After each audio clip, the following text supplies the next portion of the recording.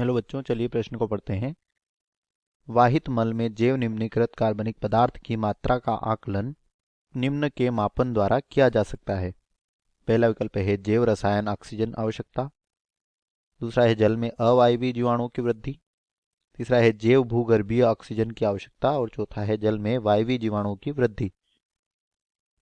तो हमें यहाँ पर प्रश्न पूछा गया है कि जो वाहित मल होता है इसमें जैव निम्नीकृत कार्बनिक पदार्थ जो होता है उसकी मात्रा आकलन किस प्रकार से कर सकते हैं। तो चलिए बात करते हैं इस प्रश्न की मुख्य अवधारणा। तो बच्चों, जो वाहित मल होता है इसमें जैव निम्नीकृत कार्बनिक पदार्थ की जो मात्रा होती है, जैव निम्नीकृत कार्बनिक पदार्थ, ऐसे कार्बनिक पदार्थ जिनका सूक्ष्म जीवों के द्वारा आसानी से अपघटन हो जाता है, क्या कहलाते हैं? जैव निम्नीकृत कार्बनिक पदार्थ। और इन पदार्थों की वाहित मल में जो मात्रा होती है उसका आकलन हम किसके आधार पर कर सकते हैं?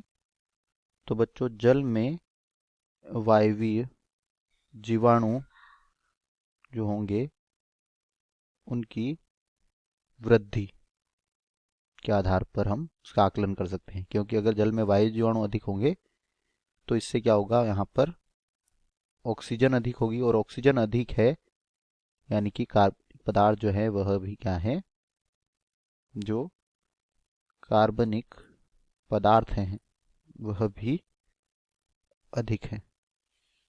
तो बच्चों, अगर बात करें यहाँ पर विकल्पों की, पहला है जैव रसायन ऑक्सीजन आवश्यकता, तो बच्चों यह गलत है। जल में अवायवीय जीवाणु की वृद्धि अगर होगी तो ऑक्सीजन कम होगी और ऑक्सीजन कम है तो कार्बनिक पदार्थ कम होंगे। इसके आधार पर हम उस यहाँ पर यह नहीं कर सकते हैं आकलन। जैव भूगर्भीय ऑक्सीजन की आवश्यकता के आधार पर नहीं कर सकते हैं। और जल में वायवीय जीवाणु की वृद्धि, यही हमारे प्रश्न का उत्तर है। दिए गए प्रश्न का सही उत्तर विकल्प डी। आशा करते हैं आपको समझ आया होगा। धन्यवाद।